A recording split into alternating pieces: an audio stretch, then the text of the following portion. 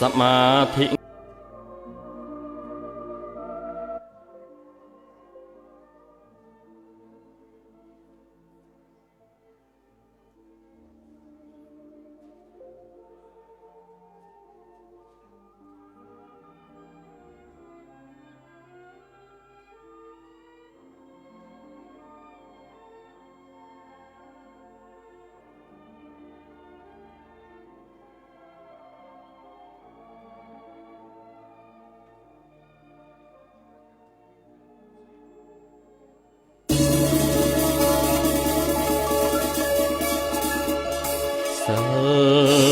สมาธิปัญญา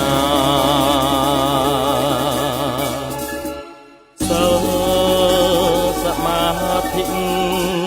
ปัญญา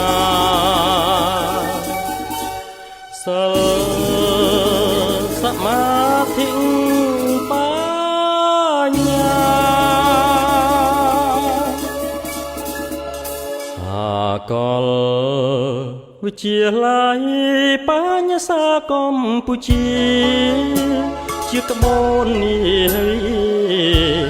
ចម្លងជីវាខេមរាក្រក្រេថ្នាលដុំទំពាំងលាស់គុំឫស្សីកូនខ្មែរប្រស្រាមានន័យលោកីបង្រិយាកើតមកជាមនុស្សរួមដោយវិជ្ជាបណ្ដុះគុណធម៌រស់មានចិត្តធម៌បរិសុទ្ធថ្លៃថ្លាលោកតាបណ្ឌិតទឹកចិត្តមេត្តាបេះដូងកាំងរណាយើងគ្រប់កាយាវាសនាខ្ពង់ខ្ពស់មានតែវិជ្ជាសិលធម៌គុណធម៌ព្រះពុទ្ធសាសនាជាមលុបលើស្ងប់នាំសុខសន្តិភាពលោកកាគុំដាផុតលើលងក្លៅទោសាសាងកម្មល្អស្មោះសរចិន្តាស្នេហាជាតិខ្មែរខំរៀនបានចេះធ្វើល្អបានបុណ្យអ្នកសាងនៅគុណបុណ្យ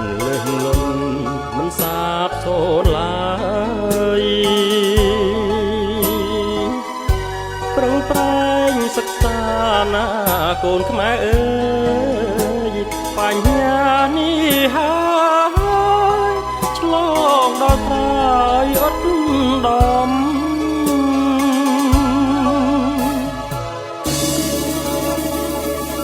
ហើយអស់យុវជនកុលបុត្រខេមរាអើយពុំពីអង្សាអត់ធន់ទោះជីវិតក្រ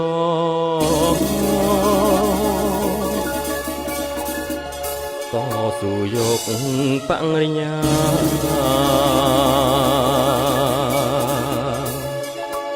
បណ្ឌិត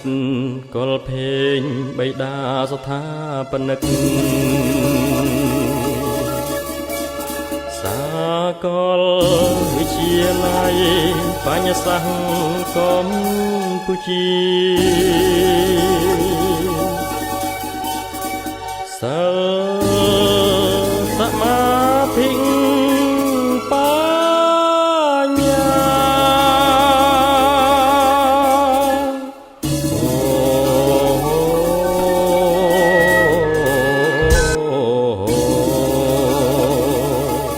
គុណធម៌លោកតាបណ្ឌិតកុលភេង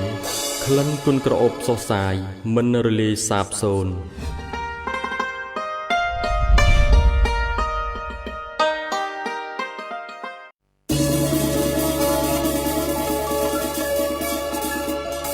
សិលសមាធិបញ្ញា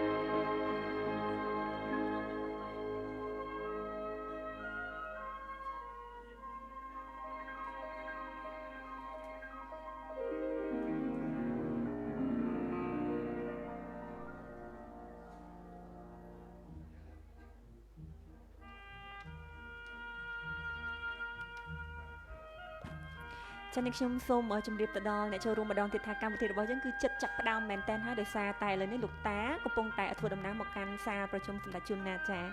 ហើយនេះខ្ញុំជឿជាក់ថាការរងចាំគឺពិតជាមានតម្លៃថ្ងៃនេះគឺមិនអោយខកចិត្តទេជាមួយនឹងស្នាដៃបេះដូងភ្នំដងរែកចា៎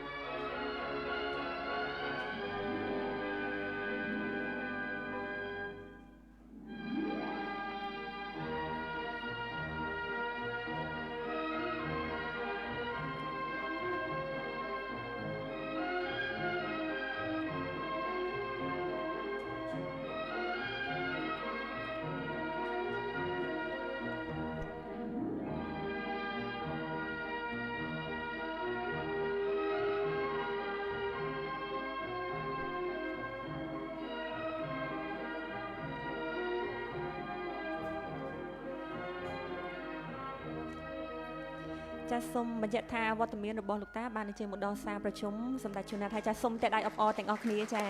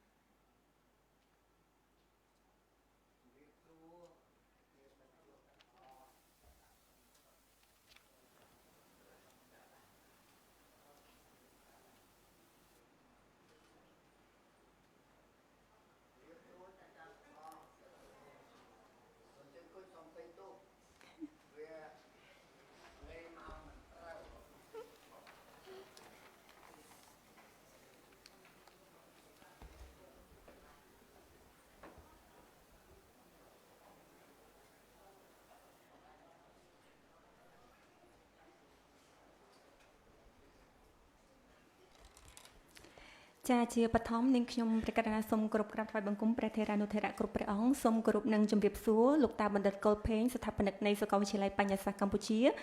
និងលោកសាស្ត្រាចារ្យតាំងរតនាក៏ដូចជាភ្ញៀវកិត្តិយសសិស្សនិស្សិតទាំងអស់ដែលមានវត្តមាននៅក្នុងកម្មវិធីសម្ពោធសៀវភៅបេះដូងភ្នំដងរែកចាថ្ងៃនេះគឺជាឱកាសដ៏ល្អមែនទែននៅក្នុងការដែលមានវត្តមានចូលរួមរបស់ភ្ញៀវកិត្តិយសក៏ដូចជាអ្នកទាំងអស់គ្នានៅក្នុងការសម្ពោធសៀវភៅប្រឡំលោកបែបប្រវត្តិសាស្ត្រដែលសរសេរដោយលោកសាស្ត្រាចារ្យតាំងរតនាចាហើយមុននឹងបន្តទៅដល់ការបើកកម្មវិធីនាងខ្ញុំសូមគោរពអញ្ជើញគណៈអធិបតីភ្ញៀវកិត្តិយសសិស្សនិស្សិតទាំងអស់មេត្តាក្រោកឈរឡើងដើម្បីគោរពភ្លេងជាតិនៃព្រះរាជាណាចក្រកម្ពុជាចាសសូមគោរពអញ្ជើញ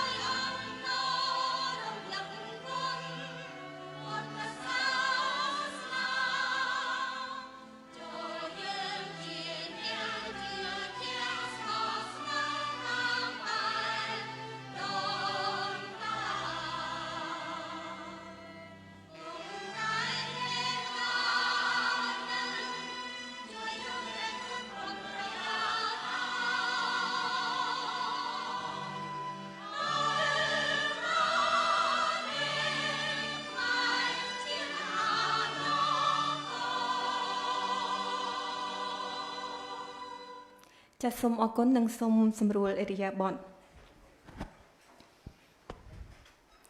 ចាំមុននឹងឈានទៅដល់ការបើកកម្មវិធីនឹងខ្ញុំសូមទាញចំណាប់អារម្មណ៍គណៈអធិបតីភ្ញៀវកិត្តិយសក៏ដូចជាសិស្សនិស្សិតទាំងអស់ឲ្យបានជ្រាបថា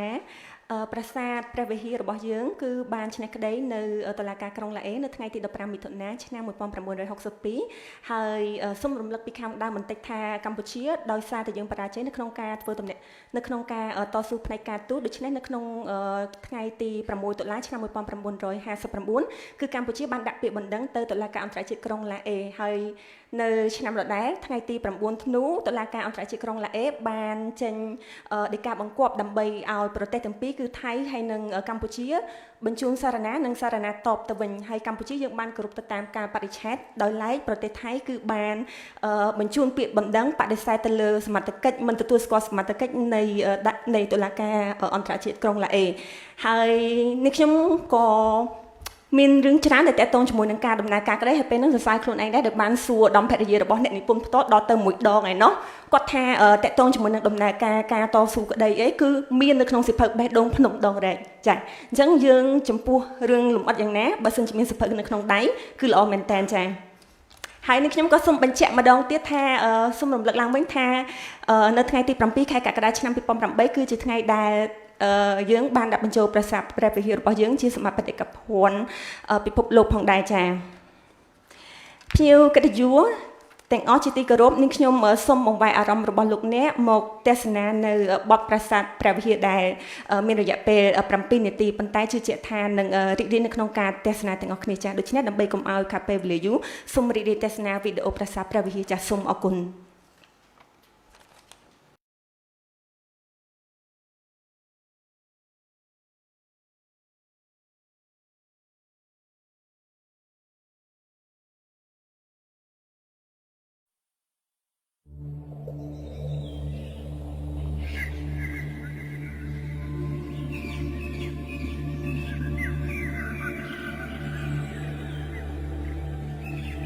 ធ្លាប់រស់កំសត់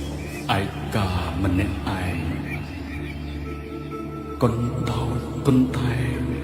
លឺខ្នងគិរីប្រឹងឈោខំមាត់គ្រប់វិនាទីពោពោមូលមីអាប់រុំជាប់ប្រាវទូភ្ជុំទូភ្លៀងខ្ញុំនៅតែឈរបាក់បែកបន្តមានអ្នករំខានរយពាន់ឆ្នាំខែពុំដែលស្រាក់ស្រាលធ្លាប់រស់ថ្កើងថ្កាគេកោតស្ញប់ស្ញែង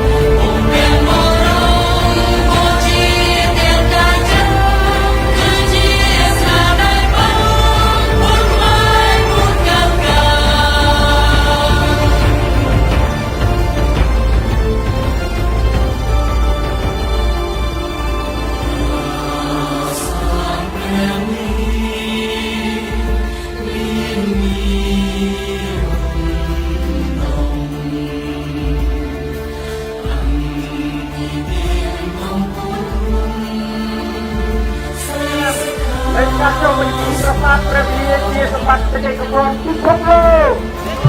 Hãy subscribe cho kênh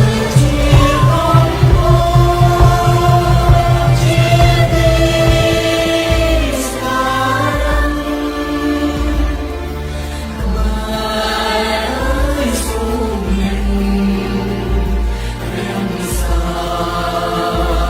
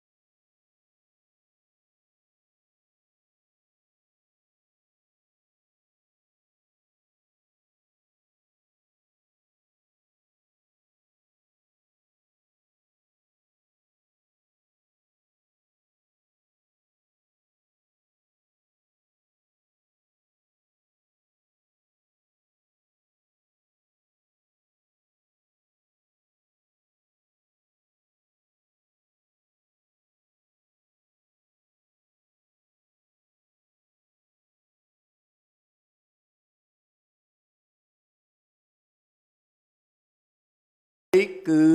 កតិសម្បត្តិការកើតបានជាមនុស្សកតិនឹងផ្លូវមករកបានកើតជាមនុស្សនេះជាការកម្រអញ្ចឹងព្រះសម្មាសម្ពុទ្ធសម្ដែងថាសម្បត្តិកម្រមួយដែលបានកើតមកជាមនុស្សទី2កាលៈសម្បត្តិដែលកើតតាមត្រូវកាលនេះគឺថាឱកាសល្អកើតមកមិនជួបពេលដែលមានសង្គ្រាមពេលដែលមានទុរភិក្សអត់បាយយើងចូលក្នុងកាលសម្បត្តិដែរសម្បត្តិប្រពៃទី3បទេសសម្បត្តិគឺប្រទេសល្អដែលយើងបានកើតទី4កុលៈសម្បត្តិកុលៈប្រែថាតកូលមិនមែនខ្សែកុលទេ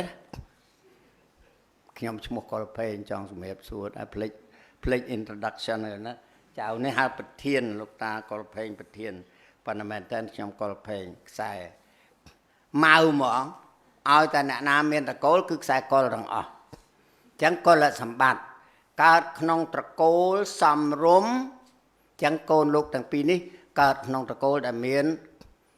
ឧត្តមភរិយាឧត្តមសវាមីប្រកបដោយគុណធម៌អាចចិញ្ចឹមកូនអប់រំកូនបានល្អទៅអនាគត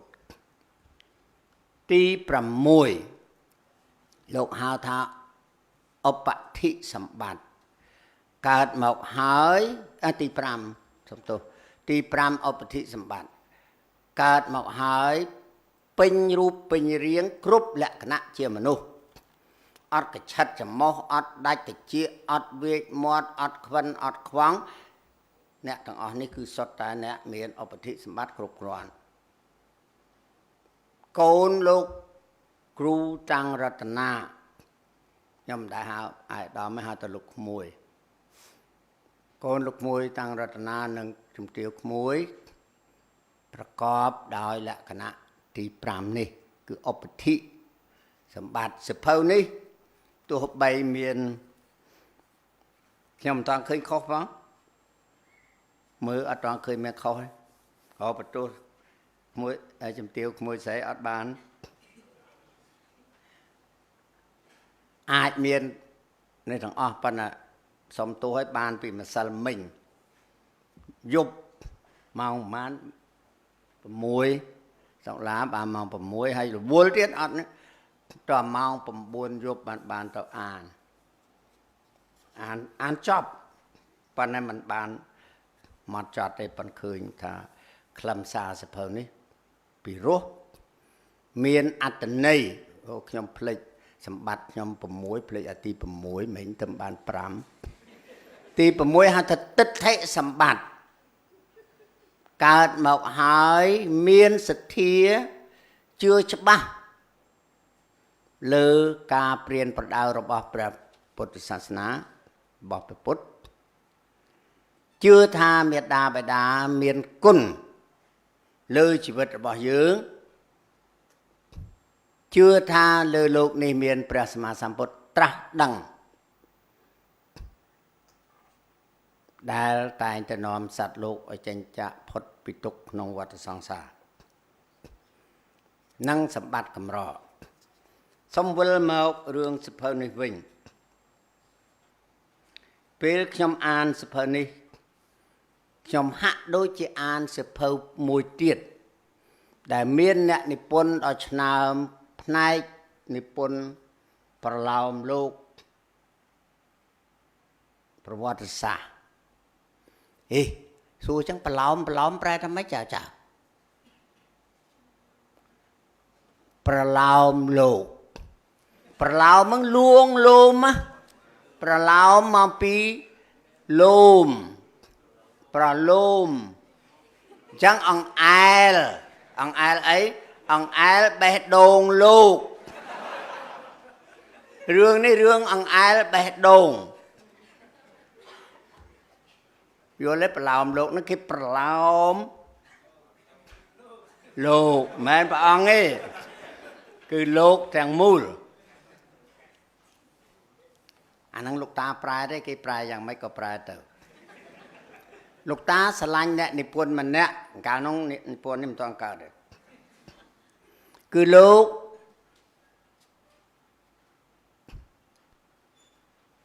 មិនណាស្គាល់ទេអ្នកណាដែលសរសេរសៀវភៅប្រឡំលោកដែលតាក់ទងខាងប្រវត្តិសាស្ត្រដ៏ឆ្នើមសម័យមុនបាទ Bill ឆៃលៀងអ្នកនិពន្ធដូចគ្នាបានស្គាល់ណ៎អាយអាដាមអីស្គាល់ហើយ Bill ឆៃលៀងខ្ញុំមើលរឿងនេះសម័យឃើញរឿងនាងសក់ក្រអូបដែលលោក Bill ឆៃលៀងសរសេររឿងហ្នឹងនៅតំបន់ព្រះវិហារដូចគ្នាហើយមានរឿងច្រើនទៀតហាក់ដូចជាចៃដន្យផាជាតួអីមួយចូលគ្នាតាក់ទងគ្នាក្នុងសង្សារវដ្តខ្ញុំមិនអាចទាញសៀវភៅនេះមានអត្ថន័យដ៏ជ្រៅជ្រះទាំងឧត្តមគតិជាតិនិយមស្រឡាញ់វប្បធម៌ស្រឡាញ់សម្បត្តិជាតិព្រមទាំងប្រឡោមបេះដូងដ៏ផ្អែមល្ហែមខ្ញុំជូនតែប៉ុណ្ណឹងបានហើយអត់មានតទៀតទេរឿងហ្នឹងសូមអានភាគខ្លីមួយចំណុចដើម្បីធ្វើឲ្យប្រឡោមបេះដូងអ្នកទាំងអស់គ្នាសូមទោសសូមអានណានេះមិនមែនសន្និដ្ឋានខ្ញុំទេបើបាន3ថ្ងៃមុនខ្ញុំសរសេរដៃឯងចម្លងប៉ុន្តែឥឡូវបានយប់មិញសូមអានទាំងមូលសូមអនុញ្ញាតសិទ្ធណាមានការខុសឆ្គងសូមអ្នកនិពន្ធអភ័យទោសភ្លាមនោះស្រាប់តែព្រះអគីបានឆាបឆេះយ៉ាងសន្ធោសន្ធៅក្នុងបរិវេណប្រាសាទទាំងមូលត្របាក់រុក្ខជាតិតូចធំទាំងឡាយឥតប្រណីឥតត្រាប្រណីបញ្ចេញផ្សែងខ្មៅមួលត្របាញ់ទៅលើវិហាรงងឹតអស់មួយជំហៀងមេឃអ្នកកំឡោះឈរមើលហេតុការណ៍ដែលនឹកស្មានមិនដល់នេះទាំងចិត្តភិតភ័យតក្កមាភ្លើងឆេះមួយស្របក់ធំស្រាប់តែហេតុអស្ចារ្យមួយបានកើតឡើងគឺផ្សែងខ្មៅអ៊ូអាប់មួយជំហៀងមេឃបានរសាត់ផ្ដុំលិចចេញជារូបរាងមហាគ្រុឌមួយធំត្រដាងស្លាបបង្ហាញនៅក្រញាំមុតស្រួចខ្ញាំឆក់យកប្រាសាទទាំងមូលបំរុងនឹងហោះចេញទៅទិសខាងលិច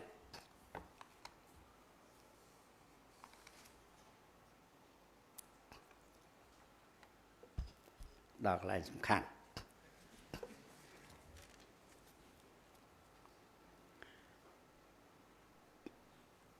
ផ្ទៃមេឃចាប់ផ្ដើមប្រែប្រួលដោយមានកងទ័ពពពកខ្មៅធ្វើព្យុហយាត្រាពីទិសខាងលិចហែហោមដោយតន្ត្រីកងត្រែនៃផ្គរនិងរន្ទះ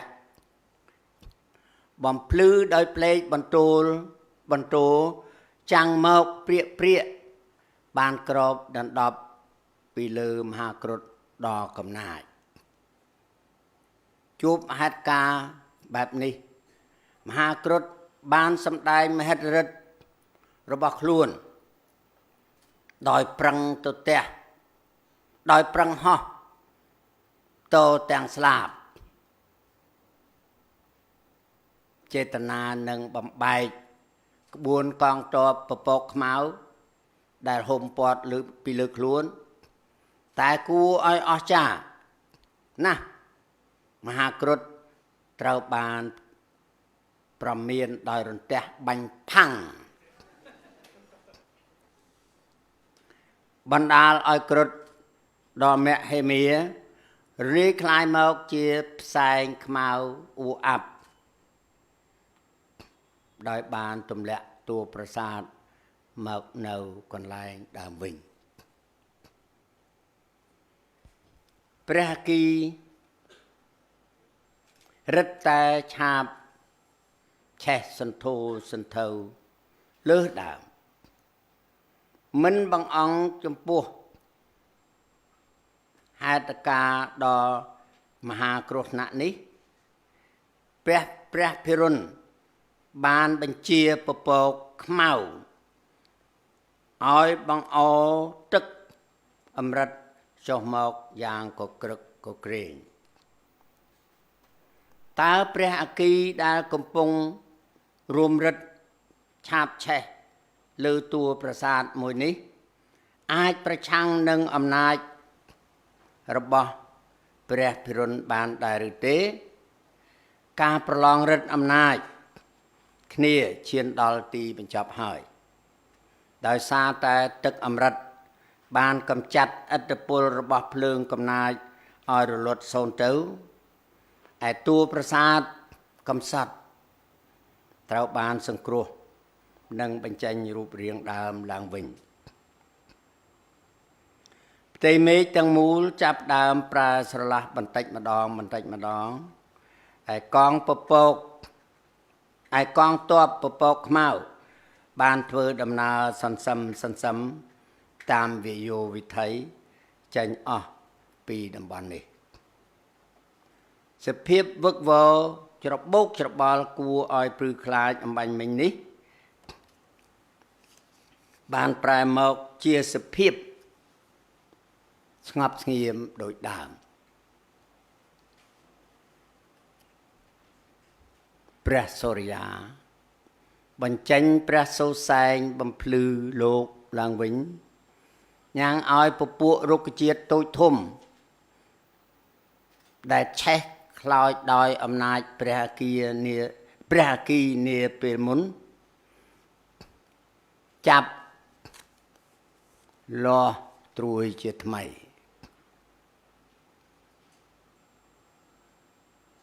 នៅជុំវិញប្រាសាទ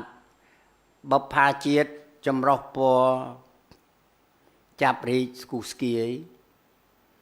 ចោលគុណធពិដោក្រអូបឈ្ងុយឈ្ងប់លុបបំបត្តិក្លិនឈ្ងៀមទាំងឡាយដែលបន្សល់ដោយវិនាសកម្មនាពេលមុននេះភាពដើមបានកើតឡើងវិញនៅបរិវេណប្រាសាទដោយសម្លឹងមើលបុប្ផាដ៏ស្រស់មួយតងដុសចេញពីវល្លិរុំព័ទ្ធប្រាសាទនោះអ្នកកំឡោះបានឈានជើងចូលទៅចិត្តហើយឈោងដៃបេះផងដែរអ្នកកំឡោះបណ្ដាលឲ្យអូឈប់ខ្ញុំឡងបន្ទាត់សុំសារថ្មីដោយសម្លឹងមើលបុប្ផាដ៏ស្រស់មួយតងដុសចេញពីវល្លិព័ទ្ធប្រាសាទនោះអ្នកកំឡោះបានឈរជើងចូលទៅចិត្តហើយយោងដៃបេះតែបុប្ផានេះក៏រលាយបាត់សូន្យទៅសូមអរគុណ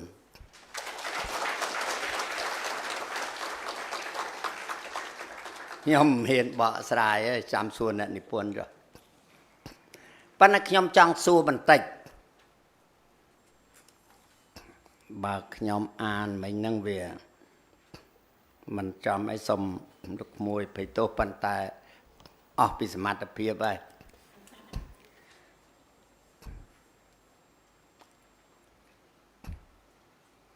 ចំពោះ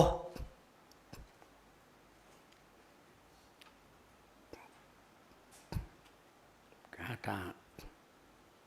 អ្វីដែលខ្ញុំអានបាញ់មិញនេះគឺថា2 paragraph តើយើងអាចឃើញមានតួអង្គប្រមាណ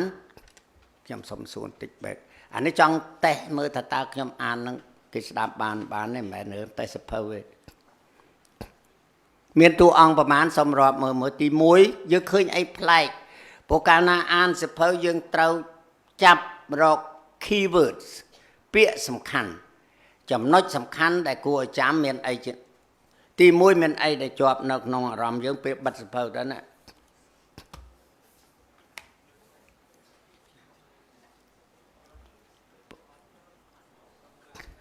ឥឡូវសុំឲ្យច្បាស់មកហ្មងសុំយកមីក្រូមកយកមីក្រូជូនចំណុចសំខាន់មានប្រមាណយើងចាប់បានអាណាហ្នឹងឯងសំខាន់ណាអត់មានអីខុសត្រូវទេក្នុងនេះអ្នកនិពន្ធក៏អត់ឲ្យបន្ទុកខ្ញុំក៏អត់ជូនមានសិទ្ធជូនបន្ទុកដែរប៉ុន្តែយើងចាប់បានអ្វីជា keyword សូមមេត្តាឆ្លើយ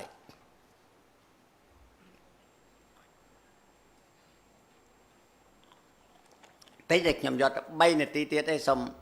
ជូនវេទិកាដល់ម្ចាស់អត់មានចឹងខ្ញុំស្រែកឲ្យចំណាយ7នាទីអានវាស់ទៀតណាអាន7នាទីអត់បានប្រយោជន៍អីទីសុទ្ធកុំអៀនងាប់ហើយគេទៅសេសភៅប៉ុណ្ណាណៃប្រហែល100ទំព័រណា400ទំព័រអាត្មាសូមឆ្លើយលោកតាបាទជើញតួអង្គក្នុងហ្នឹងអាត្មាគិតថាមានព្រះពិរុណ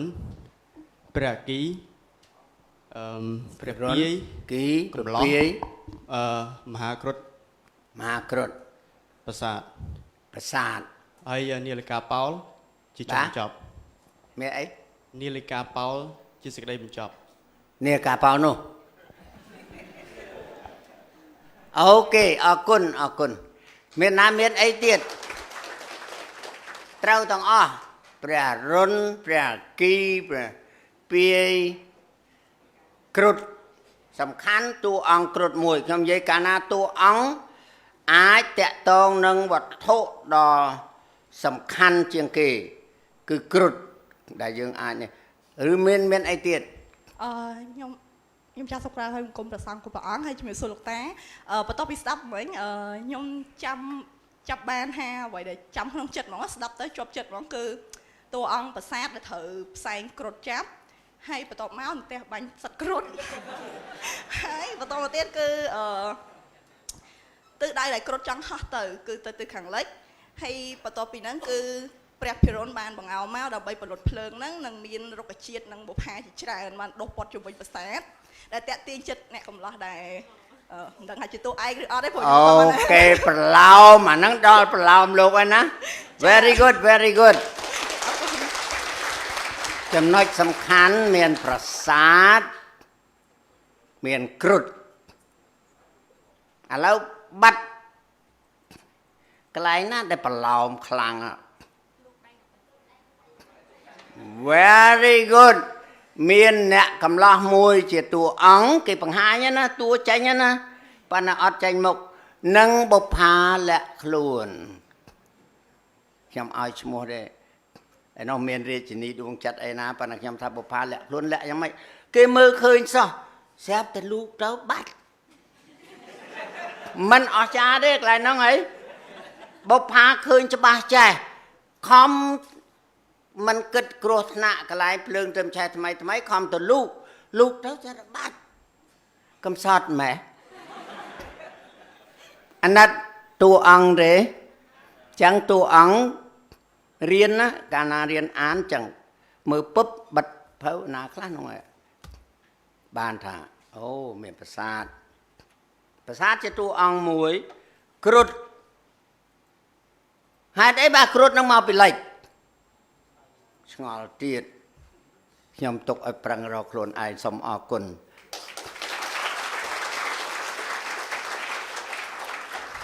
សូមប្រសិទ្ធពរជ័យជូនដល់លោកក្មួយអ្នកនិពន្ធព្រមទាំងជំទាវក្មួយហើយនឹងអ្នកប្រឹងការងារនេះសូមឲ្យដៃជឿនភាពនៃរឿងនេះ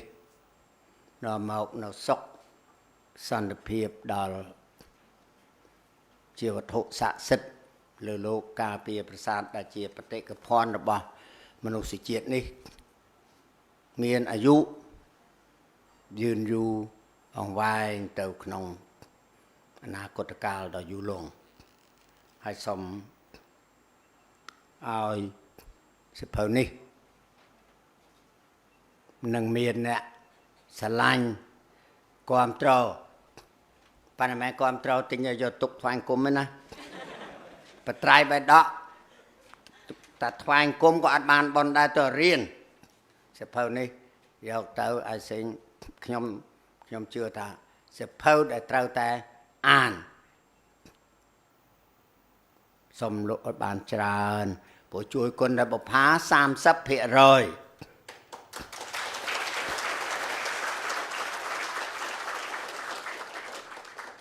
ហើយសូមកូនទាំងពីរប៉ុតទាំងពីរហ្នឹងលូតលាស់ហើយមិនបាច់បញ្ជូនទៅរៀនស្រុកក្រៅទេមករៀនត្រឹមបញ្ញាសាស្ត្របានហើយសូមអរគុណ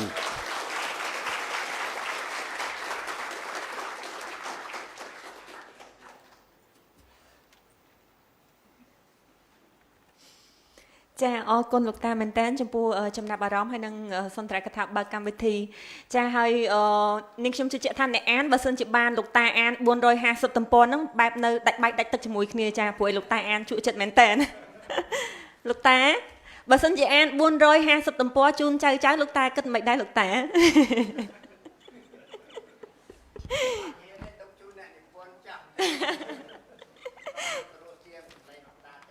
ចាហើយលោកតាពូកែច្បិចយកចំណុចដែលតាក់ទាញនៅក្នុងរឿងហ្នឹងហើយប្រហែលជាលោកតាចាប់អារម្មណ៍ទៅលើបុប្ផាលើភ្នំដងរែកក៏មិនដឹងដែរចាចានិយាយលេងទេលោកតាចាឥឡូវនេះ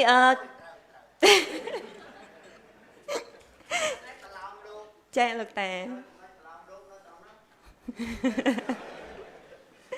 ចាឥឡូវនេះកម្មវិធីបន្តនាងខ្ញុំសូមគោរពអញ្ជើញឯកឧត្តមសាស្ត្រាចារ្យតាំងរតនាដើម្បីធ្វើបទបង្ហាញស្ដីពីប្រឡំលោកបេះដូងភ្នំដងរែកចាសូមគោរពអញ្ជើញ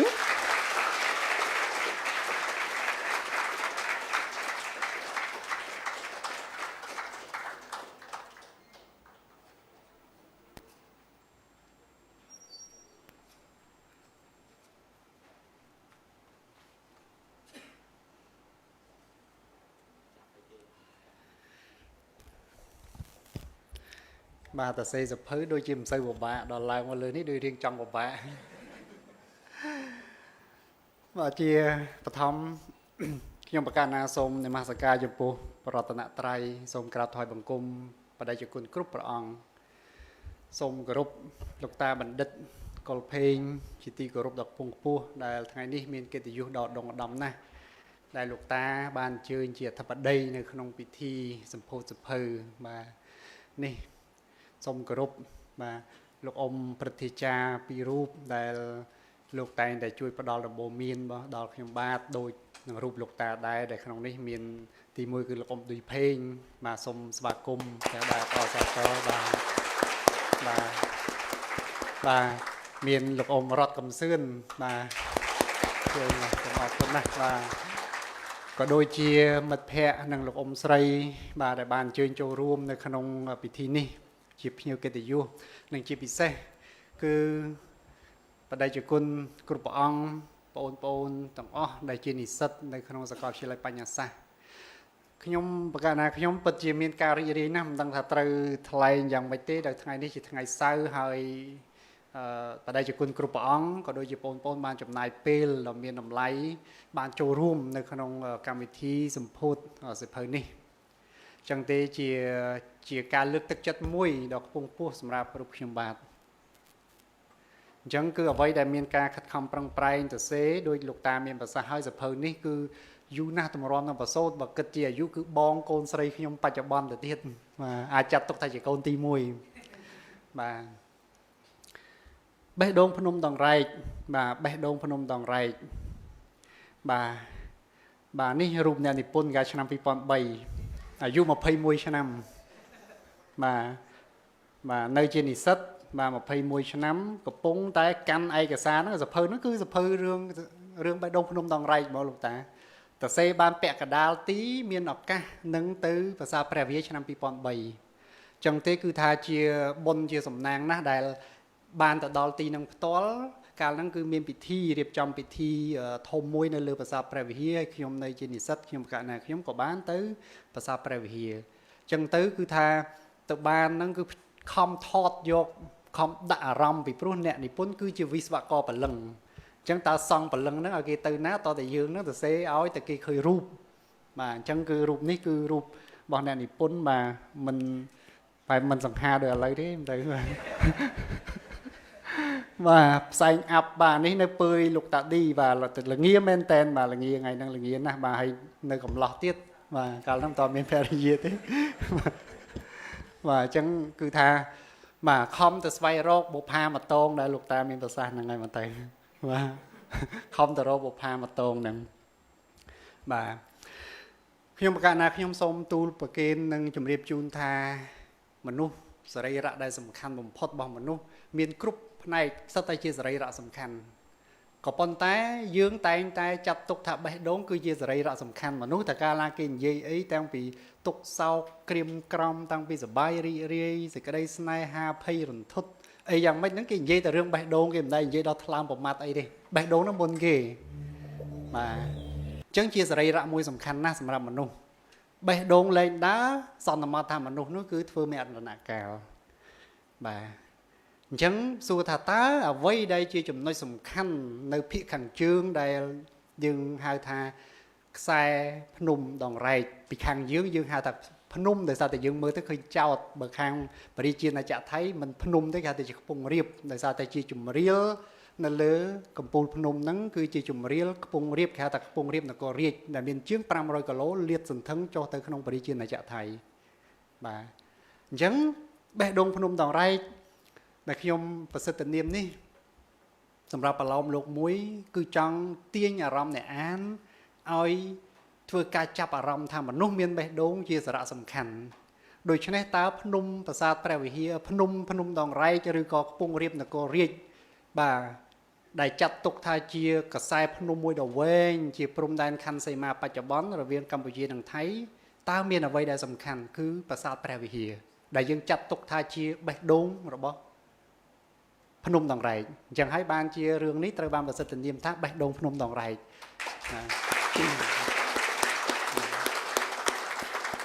អញ្ចឹងសូមបាទនិមន្តនឹងអញ្ជើញធ្វើដំណើរដោយសន្សឹមបាទទៅទស្សនាបាទបេះដូងភ្នំដងរែករបស់ខ្មែរយើងបាទអញ្ចឹងនៅក្នុងរឿងនេះគឺប្រធានបទដែលសំខាន់ទូខ្ញុំប្រកាសណាខ្ញុំសូមជម្រាបជូនដោយសង្ខេបទេទុកឱកាសព្រោះពេលក៏កាន់តែច្រើនដែរហើយទុកឱកាសសម្រាប់បដិជគុណគ្រប់ព្រះអង្គហើយនឹងបងប្អូននិស្សិតសួរបាទសួរថាតើ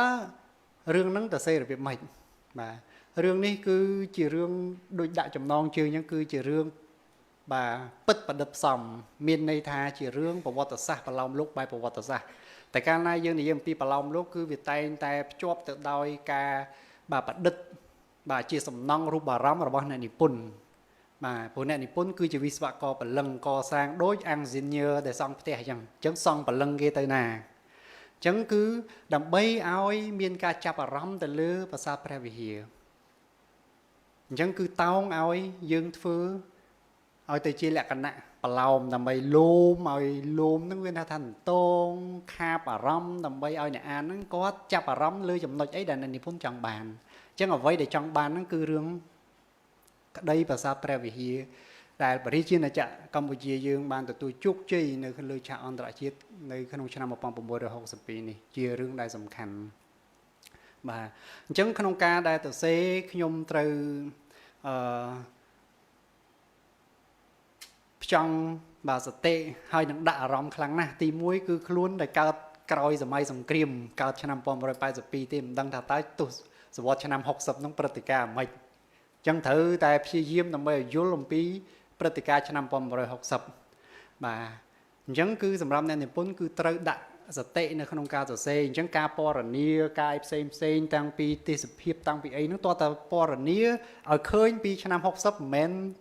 ដើមឈើនៅក្នុងឆ្នាំ2006 2004នេះទេបាទអញ្ចឹងគឺនៅក្នុងការខ្ញុំសូមបង្ហាញនៅសំណង់មួយបាទនេះគឺជាអគារដែលសល់ពីសម័យមុនសពថ្ងៃនេះគឺជា ទីស្នាក់ការរបស់ឧត្តមក្រុមប្រឹក្សាអង្គឧត្តមក្រុមប្រឹក្សាសេដ្ឋកិច្ចជាតិហួសស្ថានទូតថៃតិចទៅឃើញផ្ទះហ្នឹងមួយផ្ទះហ្នឹងកាលណាខ្ញុំកាលពីឆ្នាំ2000ជាងនេះគឺឲ្យតែជិះកាត់ផ្ទះហ្នឹងខ្ញុំតែងតែមានមនោសញ្ចេតនាខ្ញុំតែងតែឃើញថាផ្ទះហ្នឹងគឺជាបាទជាផ្ទះមួយដែលមើលទៅមានលក្ខណៈបាទគួរឲ្យតាក់ទាញណាស់អញ្ចឹងហើយគឺបើដើម្បីឲ្យទាញយកអារម្មណ៍នឹងបានបាទគឺខ្ញុំត្រូវទៅអង្គុយមើលផ្ទះហ្នឹងមកពេលបាទបច្ចុប្បន្នហ្នឹងគឺឥឡូវហ្នឹងជាឧត្តមក្រុមប្រឹក្សាសេដ្ឋកិច្ចជាតិដើម្បីយកមកធ្វើជាផ្ទះរបស់តួប្រុស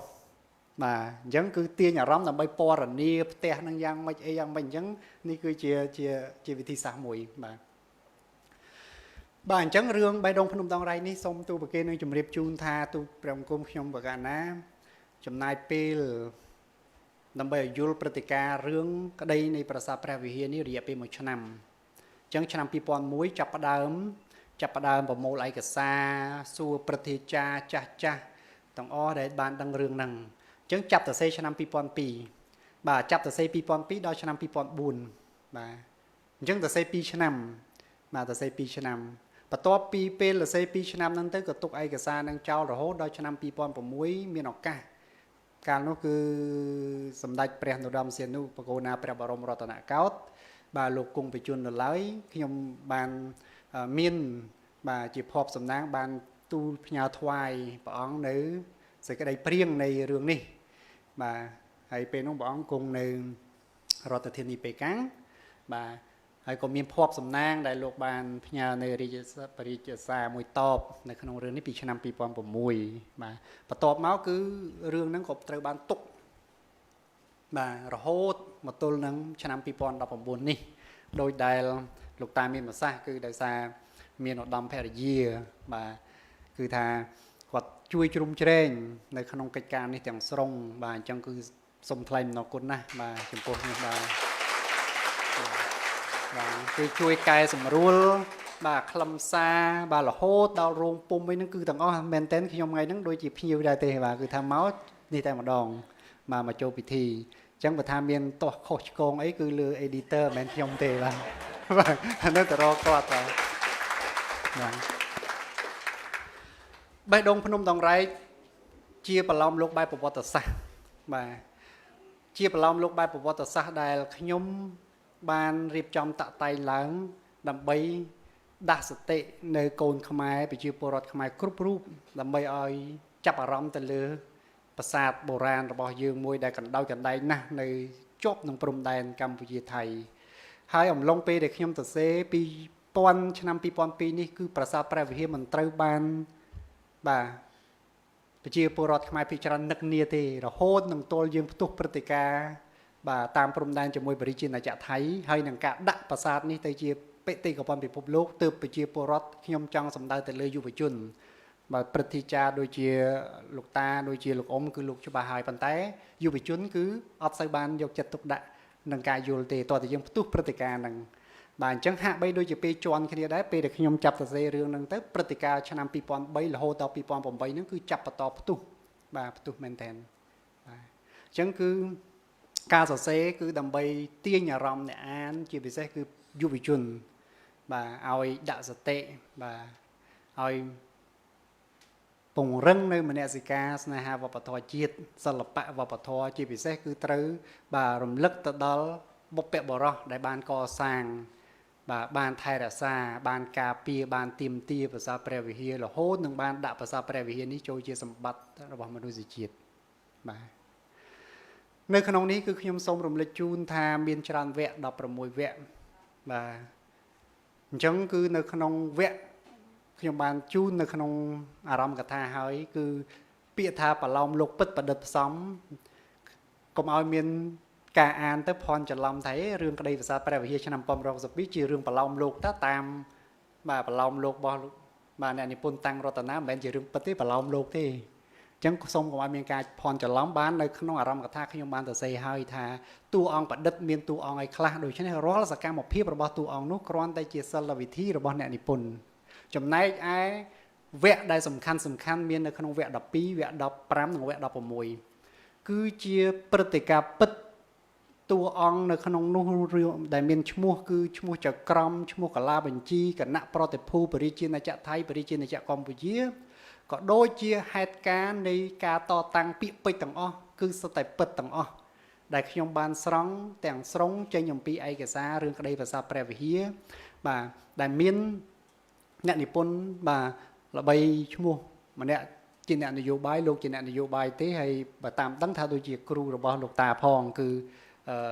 ហ៊ុននឹមបាទលោកតាហ៊ុននឹមដែលបានស្លាប់នៅក្នុងរបបខ្មែរក្រហមហើយបាទជាភ័ព្វសំណាងខ្ញុំកាលនោះគឺមានមិត្តភក្តិម្នាក់បានផ្ដល់ឯកសារនោះមកឲ្យបានអានអញ្ចឹងគឺលោកតាហ៊ុននឹមជាអ្នកសរសេររឿងរ៉ាវមួយដែលអាចជាព័ត៌មានដល់ខ្ញុំបាទអ្វីដែលលោកតាបានមានប្រសាសន៍មុននេះអញ្ចឹងបានថាសូមជម្រាបថាមិនមែនរលកក្រោយបាទរុញរលកបាទចាស់ទេគឺខ្ញីកាន់តែចាស់កាន់តែហិលបាទ200សំទុក450ទំព័របើជាខ្លឹមសង្ខេបគឺនៅក្នុងអ្វីដែលលោកតាបានអានរយៈពេលប្រហែលនាទីនេះអញ្ចឹងអ្វីដែលលោកតាបានអាននៅក្នុងលំនាំរឿងគឺជាការបង្ហាញព្រឹត្តិការណ៍ទាំងស្រុងដែលត្រូវយកមកបរិយាយនិងសរសេរដោយអ្នកនិពន្ធចំនួន450ទំព័របាទអញ្ចឹងគឺសូមបាទគោរពរៀនសូត្រណាស់បាទគឺថាការអានសភៅគឺតើតើយើងដឹងខ្លឹមបាទដឹងព្រលឹងដឹងខ្លឹមរបស់សភៅបាទអញ្ចឹងឃើញហើយតែគុណម្ចាស់បងប្អូនបានស្ដាប់គឺថាជាឧបមាវិធីមួយបាទក្នុងការនាំអ្នកអាននឹងឲ្យគាត់ចាប់ផ្ដើមបាទជក់ចិត្តនៅក្នុងការអានបាទហើយចប់ទៅដោយលោកតាមានប្រសាសន៍មិញត្រឹមថាគឺថាបរោះបាទអ្នកកំឡោះក៏បានឈួងដៃចាប់បាទដោយផ្កាអញ្ចឹងបាទចាប់បុផាមួយតងទៅបុផាហ្នឹងក៏រលាយបាត់បាទរលាយបាត់ទៅបាទភ្លាមនោះស្រាប់តែនាឡិកាប៉ោលបាទវាយទីងទីងទីងបាទ3ដងបញ្ជាក់ថាម៉ោង3អាត្រៀតអញ្ចឹងបរោះនោះក៏ភ្ញាក់ក្រញាងបង្ហាញថាអ្វីដែលលោកតាអាននេះគឺជាសុបិនរបស់តួអង្គប្រុសទេបាទជាសុបិនបាទជាសុបិនបាទអញ្ចឹងគឺអ្វីដែលមាននៅក្នុងរឿងទាំងមូលគឺមាននៅក្នុងលំនាំរឿងហើយនៅលើក្របសភៅបាទក្របសភៅដែលមានហ្នឹងគឺបានរចនាទៅតាមសុបិននឹងឯងបាទនេះបាទហើយមាន logo មួយសូមជម្រាបថា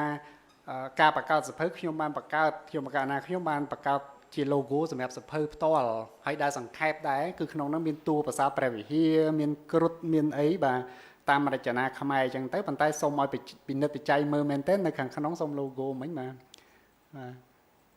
ទពិនិត្យបច្ច័យមើលមែនតើនៅពីលើគ្រុឌនឹងទៀតគឺមានតួអក្សរបាទតួអក្សរហើយព្យាយាមអានបាទនៅខាងក្រោមក៏មានដែរបាទសូមអរគុណអញ្ចឹងទេខ្ញុំប្រកាសណាខ្ញុំមិនចំណាយពេលយូរទេទុកសម្រាប់កិច្ចបន្តទៅទៀតគឺថាថ្ងៃនេះមិនដឹងថាត្រូវបរិយាយយ៉ាងម៉េចទេស្នាដៃមួយដែលរក្សាទុកជិត20ឆ្នាំត្រូវបានប្រសូតនៅក្នុងថ្ងៃនេះហើយជាមហាកិត្តិយសដែលលោកតាបណ្ឌិតក៏ដូចជាលោកអ៊ំព្រឹទ្ធាចារ្យបាទភ្ញៀវកិត្តិយសទាំងអស់ដែលគុណម្ចាស់គ្រប់ព្រះអង្គបងប្អូនទាំងអស់បានរួមគ្នានៅក្នុងថ្ងៃនេះជាការលើកទឹកចិត្តមួយដ៏សំខាន់សម្រាប់ខ្ញុំបាទដែលតែងតែឆ្លៀតឱកាសនៅក្នុងការសរសេរហើយសូមអរគុណគោរពអរគុណចំពោះលោកតាដែលបានអនុញ្ញាតផ្ដល់នៅសាកសាលនេះក្នុងការប្រារព្ធពិធីបាទសូមអរគុណចំពោះក្រុមការងាររបស់ផាសទាំងអស់ដែលមានលោកប្អូនសុកឡាបាទសូមចាស់ដើបអរសាទរមួយបាទដែលបានជួយរៀបចំកម្មវិធីបាទជាមួយនឹងនិស្សិតបាទទាំងអស់រៀបចំកម្មវិធីនេះឲ្យបានប្រសិទ្ធបាទប្រព្រឹត្តទៅដោយល្អនៅនឹងគ្នាបសភៅខ្ញុំបានស្រង់បាទមិនមែនខ្ញុំទេគឺប្រពន្ធខ្ញុំបានស្រង់បាទយកឃ្លាហ្នឹងមកដាក់បាទខ្ញុំសូមអានថានេះចាត់ទុកជា philosophy ជាទស្សនវិជ្ជាមួយនៅក្នុងសភៅបាទគឺថាបុណ្យស័ក្តិទ្រព្យសម្បត្តិនិងចំណេះវិជ្ជាមិនមែនជារង្វាស់នៃមនសិការស្នេហាជាតិទេយើងមានឱកាសបម្រើជាតិតាមគ្រប់រូបភាពប្រសិនបើយើងជាអ្នកស្នេហាជាតិពិតប្រាកដ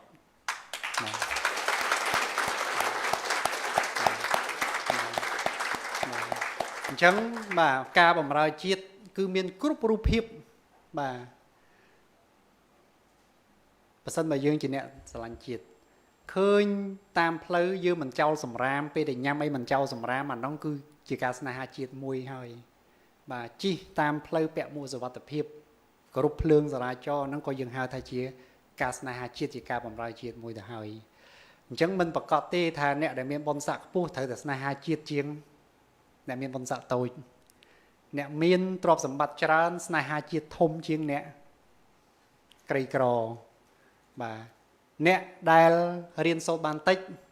ស្នេហាជាតិតិចជាងអ្នករៀនសូត្របានច្រើនគឺអត់មានរង្វាស់ទេគ្មានរង្វាស់នឹងទេរង្វាស់គឺនៅលើសកម្មភាពនិងអេរិយាបថដែលបុគ្គលទាំងនោះបានធ្វើឲ្យចំពោះផែនដីនេះបាទអញ្ចឹងសូមអរគុណណាស់បាទសូមបាទគោរពថ្លែងអរគុណសូមប្រគេនពរបដិជគុណគ្រប់ព្រះអង្គសូមគោរពជូនពរលោកតាលោកអ៊ំបាទភ្ញៀវកិត្តិយសក៏ដូចជាបងប្អូនទាំងអស់សូមប្រកបទៅដោយពុទ្ធពរទាំង4ប្រការគឺអាយុវណ្ណៈសុខៈនិងពលៈកុំបីឃ្លៀងឃ្លាតឡើយសូមអរគុណបាទចាសូមអរគុណនេះខ្ញុំសូមក្រុមជើងលោកសាស្ត្រាចារ្យតាំងរតនាឈរនៅទីនេះដើម្បីយើងចូលទៅដល់វគ្គពិភាក្សាចាសំណួរចម្លើយតែម្ដងដូច្នេះបើសិនជាអ្នកចូលរួមមានសំណួរអាចសួរនៅពេលនេះបានចាបាទសូមអរដល់ឥឡូវចូលដល់សំណួរចម្លើយមានសំណួរសូមអញ្ជើញសួរអរគុណចាស់ខ្ញុំកណាបារម្ភចង្ហាន់អត់អីទេបងចង់ផុតចង្ហាន់ទីហើយណាមុនបងមុនសូមនិមន្តកណាសូមនិមន្តសូមមីក្រូបាទ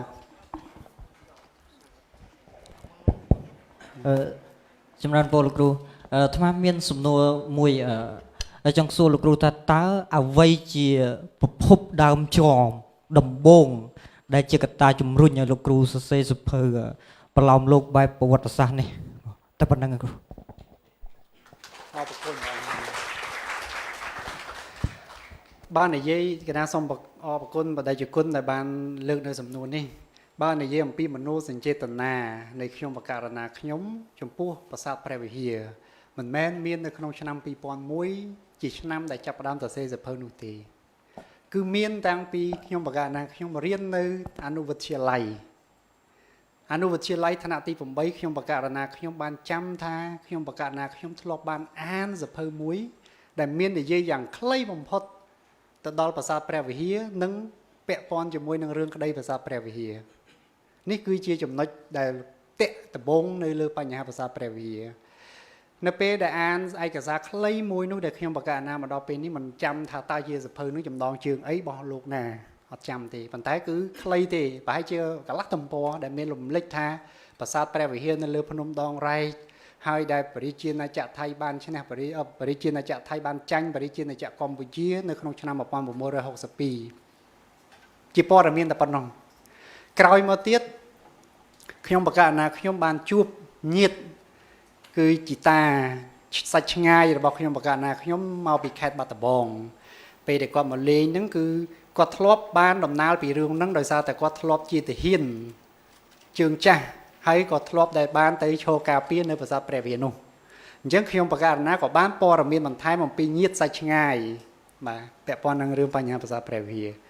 ចប់ទៅក៏អារម្មណ៍ហ្នឹងក៏ចេះតែដកជាប់រហូតនឹងការប្រឡងរៀនរហូតដល់ចប់បាក់ឌុបទៅមកទល់នឹងរៀនមហាវិទ្យាល័យទៅក៏ចេះតែមានអារម្មណ៍ដកជាប់អញ្ចឹងនៅក្នុងឆ្នាំ2000គុតណាឆ្នាំ2000គុតនេះគឺខ្ញុំបកករណាខ្ញុំធ្លាប់បានសរសេរសៀវភៅមកប្រឡោមលោកទៀតនេះជាស្នាដៃទី2របស់ខ្ញុំបកករណាខ្ញុំប្រឡោមលោកទី1គឺឈ្មោះថាចំណងជើងថាមរតកជីវិតដែលរឿងនោះទៅសេកាលដែលខ្ញុំបកករណានៅត្រឹមអាយុ19ឆ្នាំនៅឡើយ19ឆ្នាំអញ្ចឹងសភៅប្រឡោមលោកហ្នឹងគឺត្រូវបានជាប់ពានរង្វាន់ប្រសិទ្ធអនុរាជឆ្នាំ2000ណាអញ្ចឹងគឺបន្ទាប់ពីជាប់ពានរង្វាន់ប្រសិទ្ធអនុរាជហើយខ្ញុំបកករណាខ្ញុំគិតថាខ្ញុំបកករណាខ្ញុំនឹងទៅសេរឿងទី2គឺជារឿងមួយដែលពាក់ព័ន្ធនឹងប្រវត្តិសាស្ត្រនៃប្រាសាទព្រះវិហារដែលខ្ញុំបកករណាខ្ញុំមានមនោសញ្ចេតនាតាំងពីវិទ្យាល័យតាំងពីអនុវិទ្យាល័យបើមែនតើប្រហែលជាអាយុជា13 14ឆ្នាំប៉ុណ្ណឹងនៅពេលហ្នឹងណាអញ្ចឹងដកអារម្មណ៍ហ្នឹងទៅក៏នឹកឃើញថានឹងធ្វើមនោសញ្ចេតនាមួយឲ្យប្រសូតចេញទៅជាសភៅអញ្ចឹងហើយដោយវិរិយៈនៃការខិតខំប្រឹងប្រែងរក្សានៅមនោសញ្ចេតនាហ្នឹងក៏បានធ្វើរឿងហ្នឹងឲ្យបានកើតជារូបរាងឡើងហើយបានដាក់សម្ពុទ្ធនៅក្នុងថ្ងៃនេះសូមអរគុណបង ណាសុំមានសំណួរទៀតទេណាអាត្មាសុំសួរមួយលោកគ្រូអាត្មាចង់សួរលោកគ្រូតើលោកចង់សួរពីរបៀបដែលលោកគ្រូធ្វើម៉េចលោកគ្រូអាចសម័យបង្កើតតួអង្គរបៀបនៃការសម័យផងលោកគ្រូធ្វើម៉េចឲ្យអារឿងភ្នំដងរែកនេះវាคล้ายទៅជាណែងនងពួកតាមដែលអាត្មាអានផនលោកគ្រូនៅក្នុងទំព័ររំលំរឿងវាហាក់បីដូចជាសាច់រឿងហ្នឹងវាណែងនងឲ្យបូកជាមួយនឹងការប្រឌិតហើយនឹងលាយឡំដោយការពិតចង់សួរពីរបៀបនៃការ imagine មិនគ្រូព្រះអង្គបដិជាគុណណាណាអរគុណในសំណួរបដិជាគុណសំណួរនេះប្រហែលជាមិនឆ្ងាយប្រហែលទេមិនឆ្ងាយប្រហែលពីរឿងដែលពាក់ព័ន្ធជាមួយនឹងកម្លាំងចិត្តនៅក្នុងពុទ្ធសាសនាស្អីក៏ចេញពីចិត្តទីគុណគេណាអញ្ចឹងចិត្តហ្នឹងសំខាន់ណាស់កាលណាយើងមានចិត្តមួយដែលអាចយើងមានភាពរឹងមាំបានអញ្ចឹងគឺយើងអាចដាក់សតិទាំងឡាយនៅក្នុងអារម្មណ៍ហ្នឹងអញ្ចឹងខ្ញុំបកណាខ្ញុំសូមទូប្រគិននិងជម្រាបជូនថាវាអាចជាការលំបាកនៅពេលដែលយើងចាប់ផ្ដើមតាក់តែងរឿងមួយដែលហាក់បីដូចជាស្ថិតនៅក្នុងសំណង់រូបអារម្មណ៍ពេកអញ្ចឹងខ្ញុំបកណាខ្ញុំប្រើវិធីច្រើនបើនៅក្នុងវិធីដូចខាងពុទ្ធសាសនាខាងវិធីវិបស្សនាអីគឺយកជាកសិនតែគាត់ត្រូវមានស្អីជាកសិនគេណាអញ្ចឹងដូចគ្នាដែរការសរសេររឿងហ្នឹងត្រូវមានស្អីជាកសិនឧទាហរណ៍ថាដូចខ្ញុំបកណាត្រូវពណ៌នាអំពីព្រឹត្តិការណ៍ហ្នឹងខ្ញុំបកណាត្រូវអង្គុយមើលរូបប្រាសាទមើលរូបពេលគេសវនាការហើយធ្វើឲ្យវាមានចលនាឡើងគេអង្គុយនឹងទេក្នុងរូបប៉ុន្តែយើងធ្វើឲ្យមានចលនាអញ្ចឹងគឺសម័យថាអូរូបហ្នឹងវាទៅអញ្ចឹងឧទាហរណ៍ថាពណ៌នាអំពីគេអដ្ឋានអញ្ចឹងត្រូវទៅឈរមើលគេអដ្ឋានដូចខ្ញុំបកណាខ្ញុំបានទូប្រគិនអញ្ចឹងគឺដើម្បីឲ្យយើងធ្វើសំណង់នៃអារម្មណ៍មួយបានតើតែយើងមានស្អីជាកសិនហើយដាក់សតិហ្នឹងឲ្យស្លុងទៅឲ្យវាចុះលំអោនទៅតាមកសិនហ្នឹងទៅអញ្ចឹងគឺយើងអាចសរសេរអ្វីដែលបាននៅក្នុងហ្នឹងណាអញ្ចឹងអ្នកនិពន្ធគឺជាវិស្វករព្រលឹងខ្ញុំកណាតែតែចាំសម្ដីរបស់គ្រូខ្ញុំបកណាអញ្ចឹងយើងត្រូវតែធ្វើការសង់ព្រលឹងមួយសង់សំណង់មួយនៅក្នុងរូបអារម្មណ៍មិនមែនជាការសង់នៅក្នុងវត្ថុធាតុធម្មតាណាអញ្ចឹងជាសរុបទៅគឺទី1គឺកម្លាំងចិត្តហើយនឹងទី2តតដាក់សតិនៅក្នុងកសិនហ្នឹងឲ្យជាប់កណាហ្នឹងគឺយើងអាចសង់បានណាសូមអរគុណណាសូមមកចំនួនពោសូមខ្លីបន្តិចទេនឹងឲ្យដោយសារអាត្មាអត់ទាន់បានអានទេដោយសារសភៅហ្នឹងទំចេញបាទហើយអញ្ចឹងអាត្មាបានឃើញគម្របទំព័រអីចឹងទៅអាត្មាឃើញថាក្នុងហ្នឹងវាលីឡំទៅឲ្យប្រវត្តិសាស្ត្រហើយផ្សារភ្ជាប់ជាមួយប្រឡោមលោកទៀតអញ្ចឹងអាត្មាក៏សូមសួរត្រង់ហ្នឹងត្មងគឺថា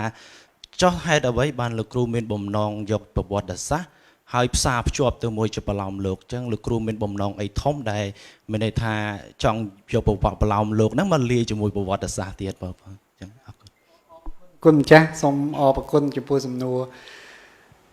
រឿងដែលធំហ្នឹងគឺចង់លូមអ្នកអានហ្នឹងឲ្យដឹងរឿងប្រវត្តិសាស្ត្រណារឿងដែលធំគឺចង់លូមចង់លួងលោមចង់បំបោះអង្អែលចង់អង្វរកចង់ស្នើសុំទទូចណាដោយវិធីលូមដើម្បីឲ្យប្រជាពលរដ្ឋខ្មែរជាពិសេសយុវជនហ្នឹងគឺយល់ប្រវត្តិសាស្ត្រ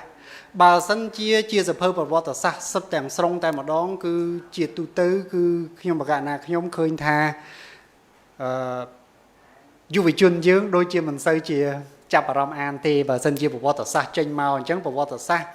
ទាំងស្រុងគឺពិបាកតាក់ទាញអញ្ចឹងហើយបានជាប្រើវិធីសាស្ត្រលោមតាមរយៈបង្កើតរឿងប៉ុន្តែជារឿងពិតប្រឌិតផ្សំណាសូមអរគុណណា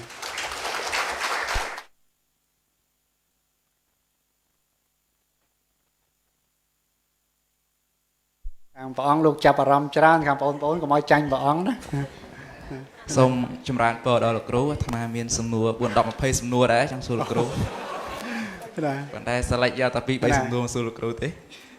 សំណួរទី1អាត្មាចង់សួរលោកគ្រូថាកត្តាអ្វីខ្លះបានតម្រូវឲ្យលោកគ្រូចំណាយពេលវេលាយ៉ាងយូររហូតជិត20ឆ្នាំបើនិយាយទៅសិភៅហ្នឹងសឹងថាស្គាល់អាត្មាអាចធ្វើជាពួកម៉ាក់បានហើយអាត្មាសំណាងមែនតើដែលបានអានសិភៅលោកគ្រូហ្នឹងសំណួរទី1សំណួរទី2 ហេតុអ្វីបានជាលោកគ្រូយកតួអង្គគ្រុឌអាត្មាឃើញនៅលើក្របសភៅហ្នឹង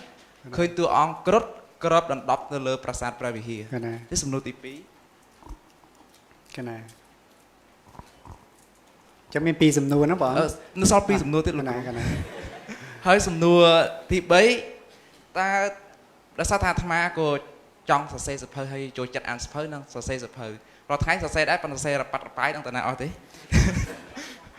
សំណួរទី3តើត្រូវធ្វើយ៉ាងម៉េចខ្លះដើម្បីសរសេរសភៅឲ្យបានជោគជ័យហើយឲ្យសភៅមានលក្ខណៈល្អប្រសើរហើយសំណួរចុងក្រោយនៅពេលដែលយើងសរសេរសភៅតើយើងគួរសរសេរហើយបានដាក់ចំណងជើងឬក៏យើងដាក់ចំណងជើងមុនហើយបានយើងចាប់អានសរសេរអរគុណលោកគ្រូអរគុណបងអង្គកណាសូមអរគុណសូមឆ្លើយបច្រាស់ពីទី4ណាសរសេរសភៅប្រឡំលោកអត់ខុសពីធ្វើសរសេរនិក្ខេបបទឬក៏សារណាទេចឹងសួរថាយើងសរសេរនិក្ខេបបទឬក៏សារណាយើងរក topic មុនឬក៏យើងសរសេរមុនខ្ញុំដាក់ topic ក្រោយគឺជាការពិតគឺសរសេរប្រឡំលោកត្រូវមានប្រធានបទជាមុនណាប្រធានបទសំខាន់ណាស់ topic នឹងសំខាន់ណាស់យើងមានប្រធានបទហើយបានយើងចាប់ផ្ដើមធ្វើប្លង់ណានេះគ្រាន់តែសុំទូប្រគិនសំណួរទី3ដែលបដិជគុណលោកសួរថាធ្វើយ៉ាងម៉េចវិធីសាស្ត្រនៃការសរសេរនឹងប្រហែលជាត្រូវរៀន3ខែវគ្គអ្នកនិពន្ធណាអញ្ចឹងការដែលបកស្រាយនៅទីនេះប្រហែលជាអាចអត់គ្រប់ក៏ប៉ុន្តែអ្វីដែលសំខាន់សម្រាប់អ្នកនិពន្ធគឺត្រូវស្រឡាញ់មានមនោសញ្ចេតនាមានបេះដូងអញ្ចឹងអ្នកនិពន្ធគឺជាអ្នកដែលផ្សារភ្ជាប់ទៅនឹងអារម្មណ៍អ្នកនិពន្ធគឺជាអ្នកដែលផ្សារភ្ជាប់ទៅនឹងមនោសញ្ចេតនាអញ្ចឹងបើកាលណាយើងមានចិត្តស្រឡាញ់จึงអាចសរសេរបានណាសំណួរទី2ដែលគុណម្ចាស់លោកសួរអំពីបញ្ហាក្របថារឿងគ្រុឌតដាងហ្នឹងសូមដែលគុណអានពីទំព័រទី1ដល់ទំព័រ450ដែលគុណយល់ហ្មងណាសំណួរចុងក្រោយសួរថាយ៉ាងម៉េចបានជារឿងនោះទុកយូរម្លេះណាប្រហែលជាមិនទាន់ដល់ពេលទេគុណណាស្អីក៏អាចមានពេលមានវេលាដែរខ្ញុំប្រកាសណាខ្ញុំក៏ឆ្ងល់ដែរពេលខ្លះថាមិនក៏រឿងនេះមិនចេញសោះណាដែលគុណអាចសួរលោកដែលអ្នកនិពន្ធនិយាយអញ្ចឹងដូចមិនត្រូវទេព្រោះការកំណត់ជោគវាសនាការកំណត់ជោគជតាគឺយើងជាអ្នកខ្លួនឯងជាអ្នកកំណត់ជាការពិតគឺថាអ្វីវាកើតអំពីកម្មយើងមានតែយើងជាអ្នកបង្កើតនៅជោគវាសនាខ្លួនឯងក៏ប៉ុន្តែរឿងហ្នឹងហាក់បីដូចជាមានឧបសគ្គច្រើននៅពេលដែលសរសេរចប់ទៅខ្ញុំប្រកាសណាខ្ញុំក៏ជាប់រវល់ពេលហ្នឹងជាប់រវល់ខ្លាំងបាទសូមទូប្រគេនជំរាបជូនថាពេលដែលសរសេរសភៅហ្នឹងនៅជានិស្សិតរៀនហើយពេលដែលនៅនិស្សិតហ្នឹងរៀនហ្នឹងក៏រៀនមិនត្រូវក្បួនទៅទៀតមានន័យថារៀនហ្នឹងច្រើនពេកណាពេលហ្នឹងគឺកំពុងតែរៀនមហាវិទ្យាល័យពេទ្យផងរៀនមហាវិទ្យាល័យច្បាប់ផងរៀនអក្សរសាស្ត្រផងវា3អញ្ចឹងវារៀនអត់វាខុសក្បួនណាទេគុណណាមែនតែនទៅកុំយកគំរូរបៀបហ្នឹងណាខ្ញុំតែងតែប្រាប់កូនសិស្សថាកុំរៀនរបៀបអញ្ចឹងគឺរៀនខាតទេអញ្ចឹងរវល់ដល់តែពេលរៀបចំសរសេរចប់ព្រឹត្តិការណ៍ហ្នឹងវាចេះតែកើតព្រឹត្តិការណ៍នយោបាយផ្សេងចេះតែកើតទៅក៏ខ្ញុំប្រកាសណាក៏ចេះតែទុករឿងហ្នឹងមកណាទុកទៅក៏ក្នុងឱកាសដែលចាប់ផ្ដើមមានការរវល់នឹងការងារផងអីផងក្រោយទៅត្រូវមានគ្រួសារមានកូនផងក៏រហូតដល់2019ហ្នឹងទៅណាអញ្ចឹងបើមែនតែនទៅថាប្រហែលជាមិនទាន់ដល់ពេលប្រសូតដោយលោកតាមានប្រសាសន៍អញ្ចឹងណាចាំកាលចាំវេលាណារឿងខ្លះគឺថាវាត្រូវការពេលដែល the right time ណាចំណុចនេះជាចំណុចដែលសំខាន់សូមអរគុណព្រះអង្គកណា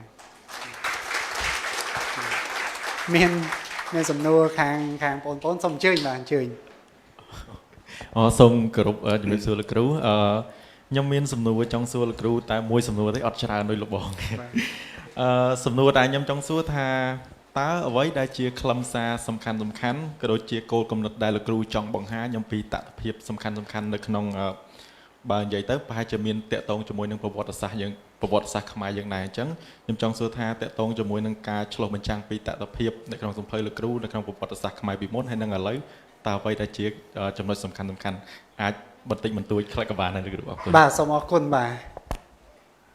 រឿងដែលសំខាន់នៅក្នុងការតាក់តែងប្រឡំលោករឿងបេះដូងភ្នំដងរែកនេះបាទគឺដែលរឿងសំខាន់បំផុតហ្នឹងគឺខ្ញុំប្រកាសណាខ្ញុំចង់យកព្រឹត្តិការណ៍រឿងក្តីប្រាសាទព្រះវិហារចន្លោះឆ្នាំ1959ដល់ឆ្នាំ1962នេះដើម្បីឲ្យប្រជាពលរដ្ឋជាពិសេសគឺយុវជនជាន់ក្រោយនឹងបានដឹងអំពីគោលគំនិតធំនៅក្នុងរឿងក្តី ចឹងនៅក្នុងរឿងក្តីដែលមាននៅក្នុងវគ្គ12វគ្គ15វគ្គ16គឺជាព្រឹត្តិការណ៍ពិតដែលខ្ញុំបកណាខ្ញុំចំណាយពេលជាង1ឆ្នាំដែលត្រូវអង្គុយសង្ខេបអញ្ចឹងគឺសង្ខេបសារណាទាំងអស់ដែលមានហ្នឹងគឺមកបញ្ចូលឲ្យคล้ายទៅជាវគ្គមួយបង្ហាញថានៅពេលដែលយើងទៅហ្នឹងគឺគណៈប្រតិភូខ្មែរយើងអ្នកណាហើយតើយើងប្តឹងរឿងអីប្តឹងហើយយើងឈរលើមូលដ្ឋានអីបរិជាណាចក្រថៃប្តឹងចំទាស់យើងហ្នឹងប្តឹងដោយអ្នកណាឈរជាតំណាងហើយពេលដែលចំទាស់ហ្នឹងចំទាស់ចំណុចអីមានភ័ស្តុតាងអីសារណៈដាក់ទៅឡាអេហ្នឹងរឿងអីចំណុចចុងក្រោយគឺថាតើ ICJ ដែលជាតុលាការយុត្តិធម៌អន្តរជាតិនោះផ្អែកលើអីដែលហ៊ានកាត់ថាភាសាព្រះវិហារស្ថិតនៅក្នុងដែនអធិបតេយ្យភាពនៃប្រជាណាចក្រកម្ពុជាប្រជាណាចក្រថៃត្រូវស្ថិតក្នុងកាតព្វកិច្ចដកកងទ័ពទាំងអស់បាទដែលដាក់នៅបាទមុនឆ្នាំ1955ត្រូវដកចេញពីប្រាសាទអញ្ចឹងគឺជារឿងដែលសំខាន់គឺរឿងប្រវត្តិសាស្ត្រចង់បង្ហាញអំពីដំណើររឿងក្តីភាសាព្រះវិហារនៅក្នុងសភៅនេះដូច្នេះគឺសម្រាប់ជាពិសេសហ្នឹងគឺសម្រាប់បងប្អូនដែលគុណម្ចាស់រៀនច្បាប់គឺច្បាស់ជាចូលចិត្តនៅក្នុងវគ្គនេះណាហ្នឹងចំណុចសំខាន់ចំណុចទី2គឺភ្ជាប់ទៅនឹងរឿងបញ្ហាមនោសញ្ចេតនាដែលយើងហៅថាជាមនសិការស្រឡាញ់នៅបេតិកភណ្ឌវប្បធម៌ជាតិបាទសូមកុំឲ្យស្រឡាញ់តែតាមការផ្អើលសូមកុំឲ្យស្រឡាញ់តែមឈុលបាទអញ្ចឹងគឺថាការដែលស្រឡាញ់នឹងមនោសញ្ចេតនានឹងសុំឲ្យមានជាប់ជាដរាប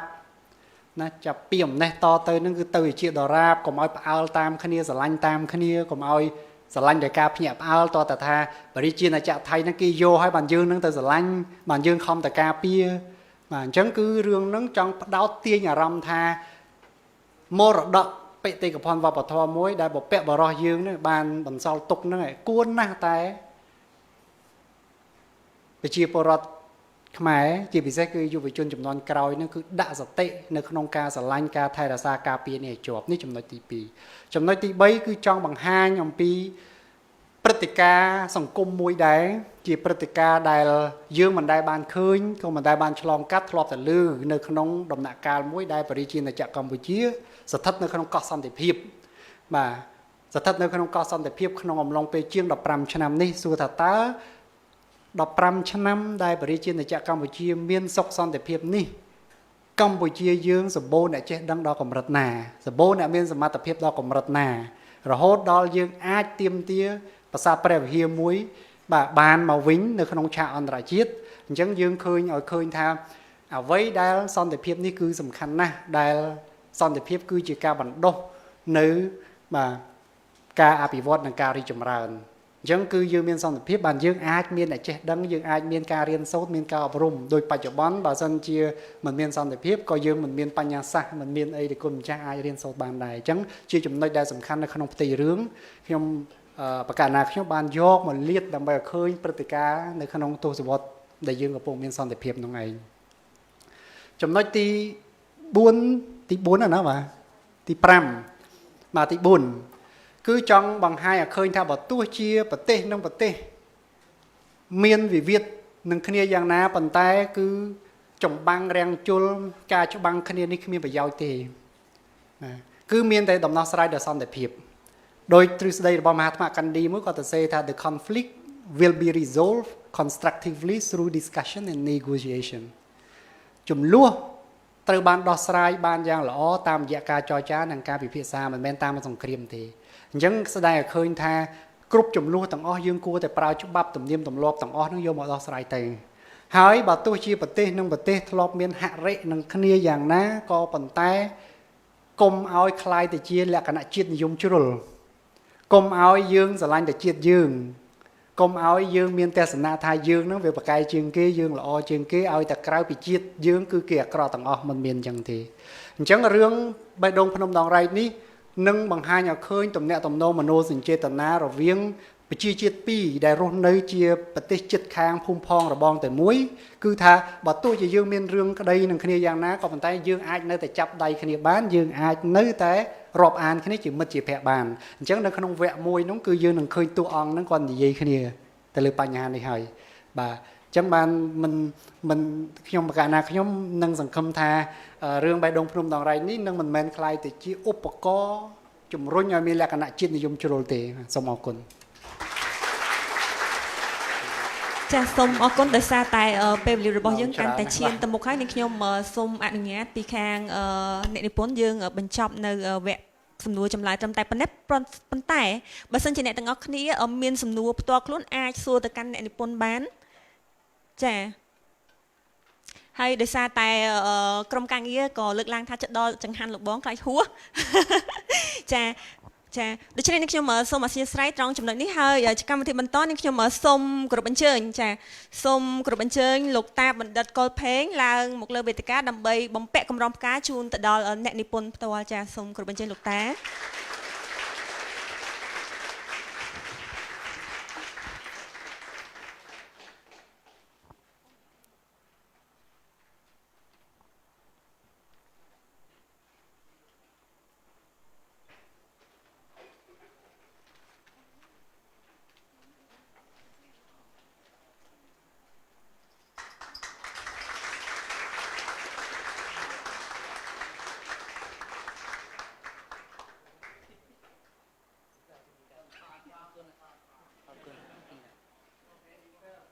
ចា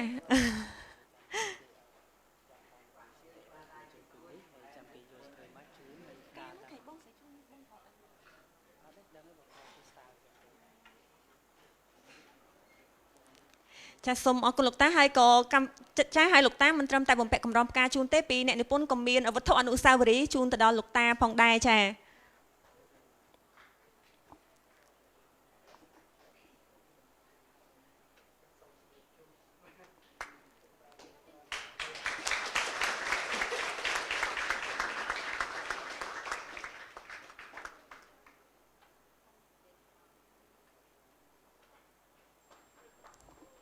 ចាសូមអរគុណហើយ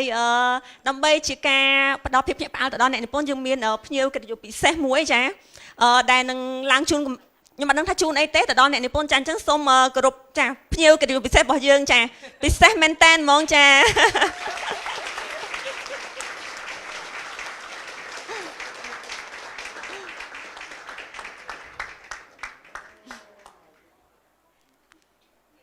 ចា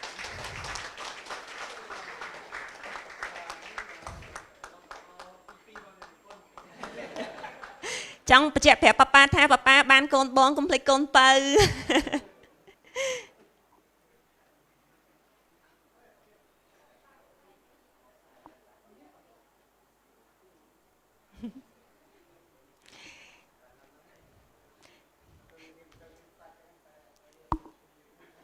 ចាហើយកម្មវិធីបន្តនេះខ្ញុំសូមអនុញ្ញាតវត្តមានលោកតាម្ដងទៀតជាមួយនឹងអ្នកនិពន្ធក៏ដូចជាភ្ញៀវកិត្តិយសដើម្បីថតរូបជុំគ្នាដើម្បីទុកជាអនុស្សាវរីយ៍នៅក្នុងថ្ងៃសម្ពោធសិភៅបេះដូងភ្នំដងរែកចា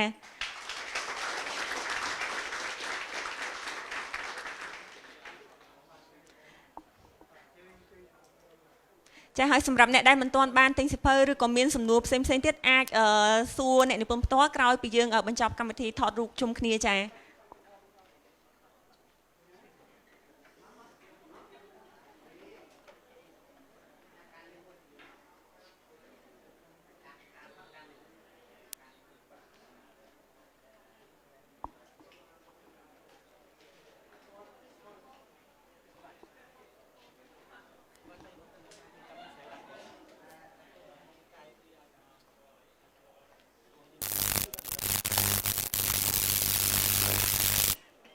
ចាហើយអ្នកនឹងអង្គុយកន្លែងបើសិនជាយើងអត់បានថតរូបទេយើងអាចចូលរួមជាការញញឹមអីបានចា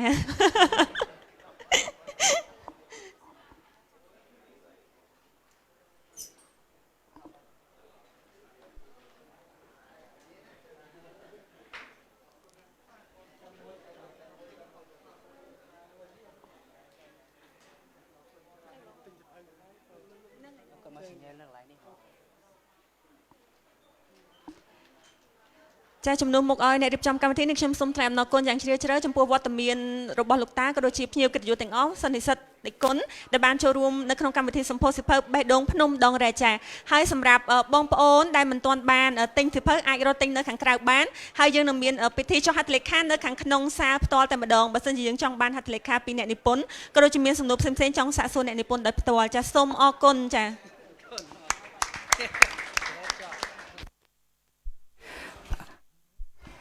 Alo, khi dân ai cùng cha muốn tớiលោកគ្រូchơiអង្គុយហើយគុណចាស់ចង់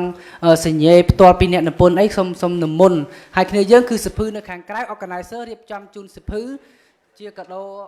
បងជួយកាន់មកលោកតាទាំងអស់ហើយតាជួយទៅសញ្ញាចុះ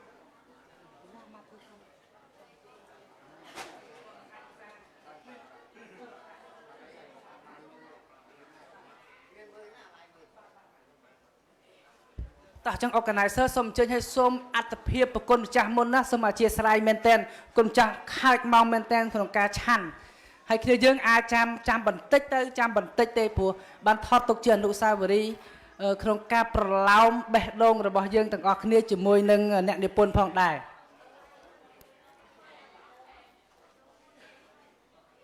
ជាថ្មីម្សិលទៀតខ្ញុំកណាក៏សូម